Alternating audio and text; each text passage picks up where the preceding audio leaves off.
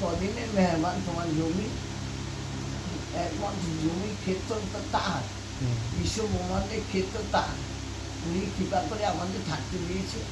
থাকা হয়ে গেলে আবার মনে আবার তাই নিয়ে যাওয়া না, আমাদের তো কোনো জমি না। আমরা কী বলছি, এইটা জমিটা আমার জমিতে কে হাত দিয়েছো, কেন এখানে, কেন আমি জানি না, অজ্ঞানকে তাই এসে আমরা পাগল। তাই বলছি এটা আমার জমি, তোমার মা কোথায় ছিল, এখানে চলে যাবে, সেটা থেকে জমি হয়ে গেল। হ্যাঁ, এটা দিয়ে জমি হয়ে গেল, আর জমি তো জায়গাটা কার, ওপার মান জায়গা। 4 দিন ওখানে ছিল, তার আগে ছিল